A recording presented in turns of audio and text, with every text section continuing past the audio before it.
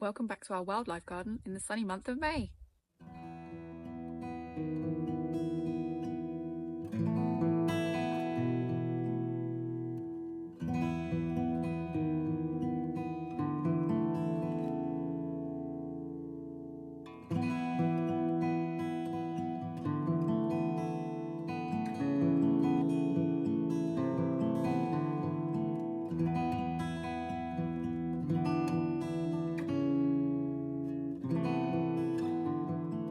We've had lots of sunny weather, which has been wonderful for getting out and enjoying the garden.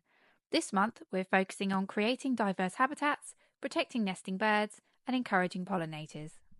Before we get into looking around the garden, please do subscribe to my channel if you haven't already. It really helps us out. And if you have any questions about the garden or green living, please put them in the comments. We've had a beautiful greenery and daisy explosion this month, both in the garden and out front of the house by the woodland, which is where all our squirrels and most of our birds come from. It's important to leave plants considered weeds, such as daisies and dandelions, in your garden this month, as they provide vital food for wildlife. We've kept our lawn quite long out the back throughout last month and have a lovely ring of forget-me-nots now around the apple tree. It's so pretty. We didn't plant them there. They've self-seeded from last year's wildflowers in the borders. It's important this month to keep your lawn, or at least part of your lawn, long to provide habitat for wildflowers and insects. It's also important to avoid trimming your hedges to protect nesting birds. If possible, leave trimming until September, but if you must trim your hedges, check them carefully first for nesting birds and then only use hand tools, not power tools. You can create more habitats by creating small piles of stones or twigs around your garden, creating a log pile, or even just leaving areas untidy, like this area behind our shed. This provides shelter and breeding grounds for many bugs, amphibians, and small mammals.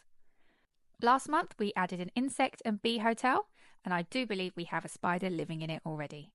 This month is also a good time to consider adding a pond to your garden if you don't already have one. We've just purchased a container to build a mini pond this month, and I'll be making a video all about it, so stay tuned for that in the coming weeks. If you do already have a pond and need some plants, consider native flowers such as hornwort, brook lime, and water forget-me-nots to provide shelter for water bugs, tadpoles, and dragonfly larvae. We've seen baby squirrels and baby birds at the feeders this month, and we've had a new visitor to the feeders. I think it's a song thrush, but it's very nervous, so every time I try and get a closer look or film it, it flies away. We're still getting our regular visitors, so robins, blackbirds, magpies, pigeons, and a lovely jay. Continue feeding your wild birds this month who are likely nesting and raising young. Mealworms are particularly popular with birds this month, especially blackbirds and robins and other birds looking for food for their young. Don't leave mealworms on the ground though, as they are dangerous for hedgehogs, causing them serious health problems. Continue to put out water for birds and other wildlife, making sure to keep water trays and bird baths clean. We introduced a new bird bath and bee drinker in the back garden last month, which has been an instant hit with the birds for drinking water, although I haven't seen anyone taking a bath yet. We've seen lots of butterflies, bees and moths in the garden this month as spring gets well underway.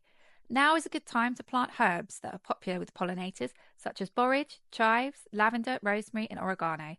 We scattered some wildflower seeds last month in the bare areas of the borders, and they are just starting to grow. There is still some time to scatter wildflower seed in your borders or lawn this month. Just remember to keep the seedlings well watered until established. We do have some fruit growing in our garden. The strawberry patch is coming along nicely, and the plants have spread across to fill almost the whole space. You can see that the strawberry fruit is starting to grow already. Our apple tree has finished blossoming, and you can see the tiny apples starting to grow. Stay tuned for our June Wildlife Garden Tour next month, our first summer edition, and please do subscribe if you'd like to see how our wildlife garden is getting on. See you next time.